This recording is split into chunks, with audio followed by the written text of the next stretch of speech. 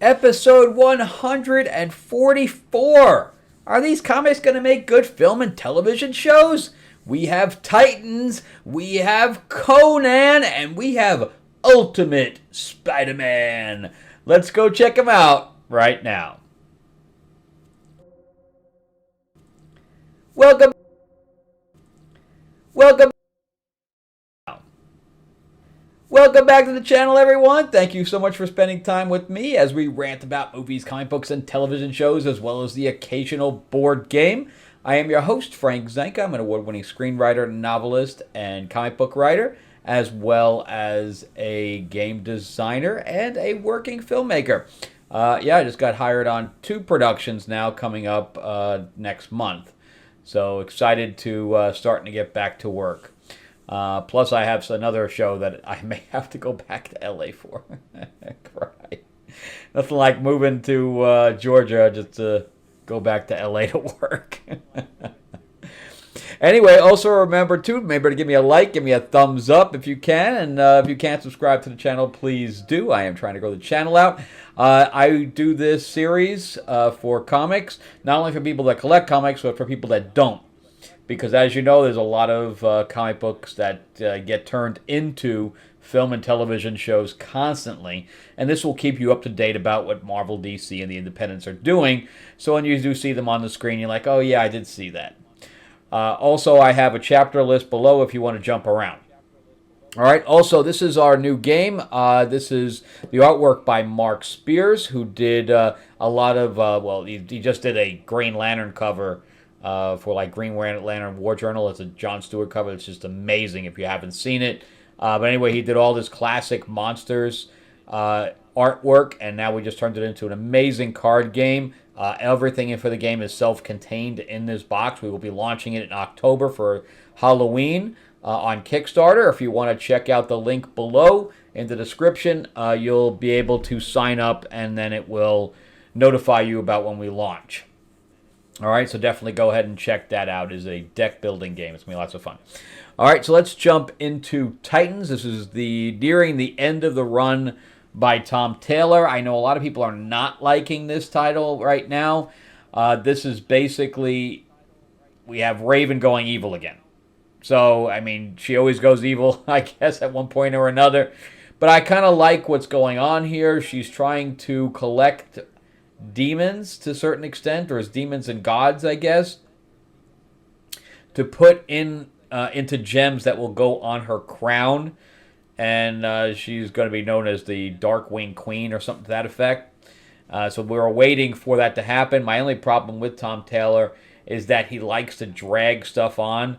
Like originally, this story was about Wally trying to figure out his own murder because he went back in time after he was killed, and Tom Taylor just totally forgot about that completely. And at issue 1, he was like, yeah, I'm not even going to move forward with that, whatever. So now we're on a different story, but I guess now that his time is running out, he's going to have to finish the story. So I don't know how he's going to finish the Nightwing stuff. You know, he's just weird. So, anyway, the only person that knows right now that Raven is evil is Dick. That's it. So, we have the Titans that are getting up in the morning, and they're like, we have a meeting. So, they go to a scheduled meeting where Dick shows them the footage. Actually, it's Cyborg that's showing him the footage that was lost inside his system, or that he get it pulled up because Dick told him where to go to look for it, and, or what time period anyway. And Dick's like, I partitioned my brain, which, you know, I don't really buy any of that, but all right, let's use that. And therefore, she's not able to control him. So they're like, we have to do this together, and we're going to have to go after her and deal with this. However, the Spectre shows up. Raven is the daughter of Trigon the Demon, so that's her brothers there. She's already captured one brother in the gym, and there's a couple of others. And the Spectre is like, I am the wrath of God, and you guys should stay out of this, because this fight is beyond you. And he goes away. And they're like, so are we going to stay away from this fight? They're like, hell no! We're going to crack some knuckles, and then we're going to go into a fight that we cannot win. And I got it right. It's the Dark Queen. I wasn't sure. So anyway, they guess they boom tube over, but the battle's already taken place, and the brothers are fighting against. I don't know how they fit in the watchtower with the height being that tall, but I guess they can change their size. But it looks like she's losing, but she's not. They're like, oh, you're portaling away. See, you're hiding. And she's like, no, I'm not doing that. I'm pulling out this big sword, and I'm going to kill you with it. And then she grows super big, and they're like, oh, that's not good. And she grabs them and says, I'm going to crush you and cut your heads off. But first, I'm going to stick you in my gems. And she does, and those are the gems that go on on her tiara or crown or whatever. So now they look down, even though she's super tall, she's looking down at Gar, and she's like, I know, I'm feeling something for you, and I shouldn't be feeling anything, but I do. And then behind her, the Spectre goes, Hiya, Chopper! And she's cut in half, and she falls to the ground, and she just smiles and goes, yeah, that didn't work. I'm just gonna stick my legs back on and fuck you up. And that's what happened. She sticks herself back together, and he's like, wait, I'm the wrath of God. You're not supposed to be able to do that. And she's like, yeah, now I'm gonna stick you in my gems too. And now my transformation is complete. And she is literally a Darkwing Queen. And there you go. So they're like, time to boogie. He was probably right. This is probably not our fight. And then they run into Swamp Thing. And he's like, the green is crying. Why is the green crying? He's like, oh, that thing. She flies away. And they're like, I guess the volcano starts erupting or something to that effect. Because Trigon has now appeared, and she's like, daughter, I will rule with you over Earth. And they're like, yeah, we're screwed. And that is the end. Yay. So, I like this. So, because of the fact that, she does turn evil, there had to be something different about this. The whole Darkwing Queen is really cool. In fact, even Raven, her original personality, is in one of those gems. So that would be, I guess that's kind of cool if they can get her out and then she can fight herself. I'm not sure how that. Having the brothers all in there and whatever else, having the Spectre, that's all new. Nobody's ever done that before.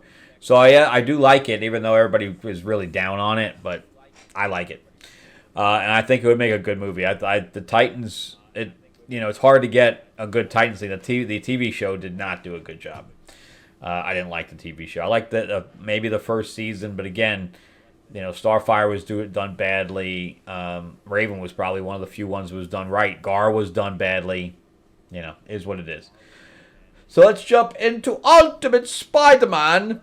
So Ultimate Spider-Man, the fact that Peter is not here, bit or anything.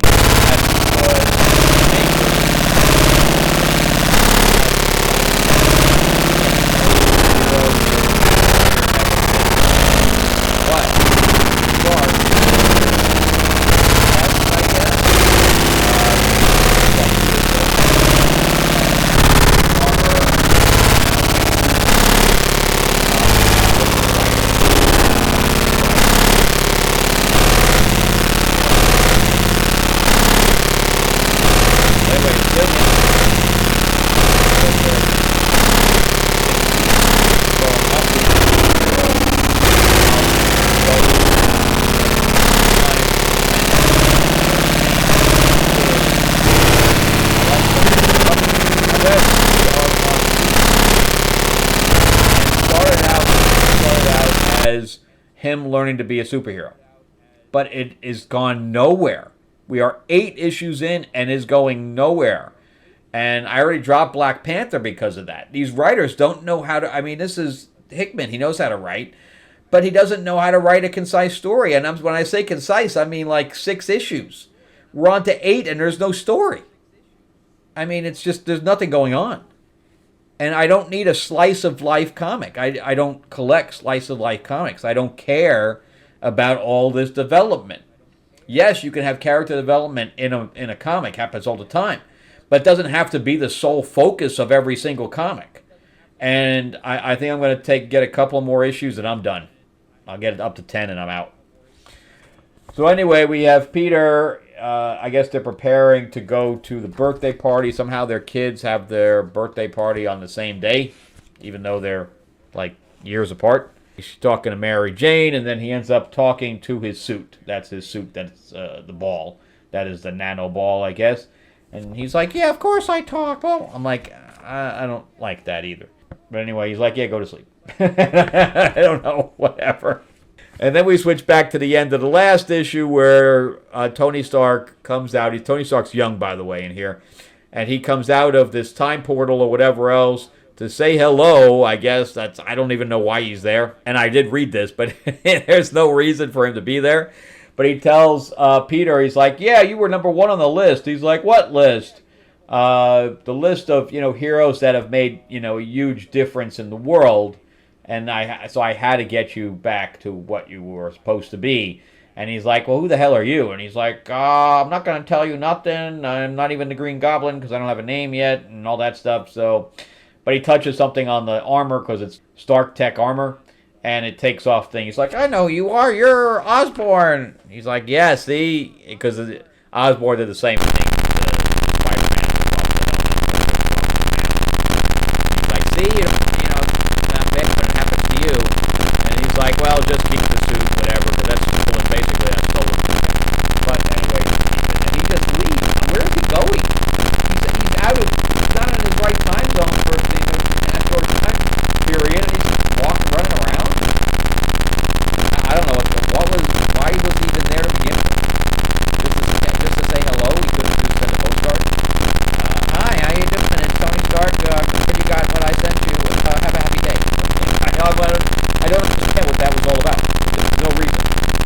So anyway, they're waiting for the cake to arrive, and Peter is there with Uncle Ben because Aunt May is the one that got it. And he teamed up with J. Jonah Jameson to start their own cake. I mean Ben. And J. Jonah's in the back there trying to order a ham sandwich in a bakery. So he's like, dude, we're a bakery. But anyway, there comes the cake for the thing, and they're like, we want you to join us in our endeavor that pays no money. But they offer him more money, but even though they're not making any money yet. And he says, I'll think about it. Because he's like, I don't know, I kind of want to keep my job so that I have security and insurance and all the stuff that I have with the Daily Bugle, and I don't really blame him. So anyway, they're in an arcade, and J. Jonah Jameson says, here, I have a present for you. He didn't bring one for the little girl because I guess he didn't realize they were at the same day. But anyway, he gives them, get this, so he gives a teenage boy a book that he wrote. And any teenage boy in existence is going to be like, a book that you wrote? Really? You can keep it. I don't want it. And why they made his shirt the same thing as the other pieces, it looks weird. But anyway, so he's like, oh, thank you so much. This means so much to me. I'm like, I'm not buying it. I'm not buying it for a second. Sounds like you're lying. So anyway, they finish the birthday party, and he's like, I was once with you. I was lonely, blah, blah, blah. But, whatever. That was the whole joke. But anyway, then we go into Fisk, and Fisk is creating another version of the Sinister Six. So a ultimate version of Sinister Six. So you have the Negative Man, and you have the Thief Dude, and on the bottom here you find out that's Felicia Hardy. So now Felicia Hardy is half black. Why? Why are we race swapping Black Cat? It makes no sense. And now suddenly she's going to have white hair. And I don't know. I'm almost done with this anyway. But we have Kraven the Hunter. And then you have Mysterio looks really good in here. I really like how they did Mysterio. But anyway, so there's 6 of them, and I don't know what Fisk is doing with them, but I guess that's one of the things we will find out. And that's the Mole Man up there. He's the 6th. And that's the end of that. See? What happened? Nothing. Not a damn thing. We had a birthday party. That's it. And a whole lot of conversation. So this I like the new setup, which I think Spider-Man needs a second, like an update, because him being in high school, it's kind of played out. We've seen that origin story 10 million times. This is something different where we can give him a family and stuff like that. So I kind of like that if we did another version of Spider-Man in the movies where we could do something where he's a little older. I kind of like that. Instead of him being a kid all the time. So I think that would be kind of cool. All right, so let's jump into Conan. So this is by Jim Zub. He's doing an excellent job. The artists on this thing do a great job as well. I don't know who the artist is off the top of my head. Braithwaite. So really good stuff. It's definitely a throwback to the old Conan. And this last issue was the first issue of the new storyline. He's just wandering through this frozen wasteland, and he's hunted a bear. He took out the bear with his bare hands, pretty much, and then he was bringing the carcass of the bear to his camp. And there was like 3 guys there that said, "Oh yeah, we're moving in," and he's like, "Yeah, hell you are." And they're like, "Well, are you going to stand against us?" And he's like, "Hell yeah, I am." Meanwhile, there's this mysterious woman watching this whole thing unfold, and she's not getting involved. She's just observing. But there's the guys surrounding him going, "Yeah, we're going to mess you up now, but you could run away if you want." But he's like, "No, I'm not going to do that. Instead, I'm going to punch you in the head." He's like, "Ow, that was a hard punchy to the head." And again, she's just sitting there watching. You don't really know who she is at this point yet. In fact, even by the end, you don't know who she is. But the guy's like, "Oh, my nose." And he's like, "Oh, I'm going to slice you." "Whoa, how did you dodge that?" "Oh, no, I'm screwed." So anyway, needless to say, he beats the crap out of all of them. The king, or whatever the leader is, the chieftain, shows up. And they're blonde. Just keep that in mind. They're all blonde. Because even the woman calls him dark hair. So we have 3 different shades of hair throughout this thing. So Conan's black, and these other guys are blonde. Then you'll see the other guys that are red. But anyway, he's like, "Look, I don't want any trouble, but if you share your food with us, we will give you safe passage out of here. No questions asked, and no trouble." And he's like, "All right, I wasn't going to eat the whole thing myself anyway. I'm kind of watching my weight, a whole bear by myself, a little tartar sauce or with taco sauce on it, a little hot sauce. We got it." All right, and they're like, "No, you can't do that." He's like, "I just did. So get on your damn horses and shut the hell up." So anyway, they have a big feast, and everybody praises him and the whole bit, and he's all happy to be there, kind of. And they're, telling stories, etc. And, she's just, at this point, just following him around. We find out that she keeps saying, father is putting the snow out. So you figure that her father is a god. That's the only thing you know. Because he tests them, because we find out that there was some kind of an alarm raised. And they go and investigate it, and he goes with them, meaning Conan, and to find the entire village destroyed, and they blame it on these red-haired guys, tribe, that are all redheaded. And he helped put out the fire, and, helps them do all the stuff, and he's like, "Look, I know you are going to leave. You have worked harder than almost everybody in the village to help us with this. Are you sure you don't want to come with us?" And he's like, "Yes, I'm going to come with you, and fight the people who did this." And they give him armor, and he's like, "I don't want this armor. I can't even move in it." So they think they're doing him like an honor, and he's like, "I don't want this shit." But here's where she says, "Oh, my father is testing them with snow and harsh winds, etc., to see, their resolve." But they keep going, and then they find the red-headed army, and all hell breaks loose. So we have a cool looking fight. It's a really nice couple of splash pages there of them fighting and Conan and jumping in the air and knocking up somebody's helmet off, etc. So yeah, it's really, really cool stuff. I mean, the artwork is really good. But anyway, the battle continues until everybody's dead for the most part. There's a lot of death on both sides, for sure. I'm not sure who won and who lost, but she is majorly intrigued by this whole thing. He's like, oh, he's still alive. Well, then I must make him mine. So I have no idea what's going on, but that's exactly what she says. She says, I must make him mine. So really cool stuff. It really captures the essence of Conan. So I think they do a really, Jim Zub's been doing a great job. We're already on issue 14. See what I'm saying? We're on issue 14. I think he's gone through 3 storylines already. So he finishes a story and he keeps going and he finishes a story. So like every 6 issues, we have a full story. And that's the way it should be. Instead of waiting 8 and still not even having a story yet. It's crazy. All right, so let's wrap up. So we have Conan the Barbarian, number 14. And yes, I would love to see a new Conan movie. I think that would be great. I think it's time for it. I don't think one with Momoa did very well. I didn't hate it. I didn't think it was great, but I didn't hate it. But it is time for a new one. But, we have toxic masculinity, so I don't know how that's going to go over. Ultimate Spider-Man, I think a new origin story where he's older would be good, but there's no story here. There's just nothing here.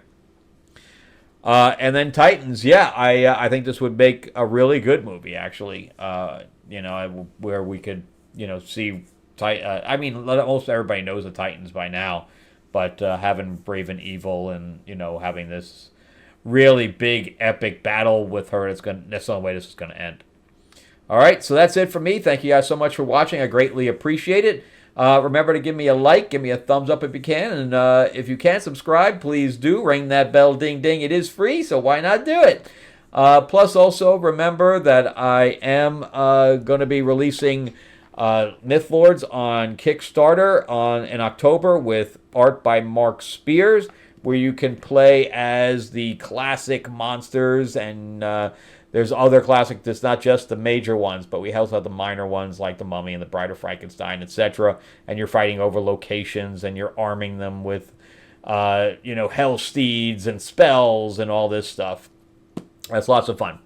All right, we also have a Dark Wizard of Oz expansion that we're going to be doing as well. Anyway, check out some of my other videos, and thank you guys so much for watching. I will see you on the next one. Thank you. Thank you guys so much for watching. I will see you on the next one. And thank you guys so much for watching. I will see you on the next one. Thanks. And thank you guys so much.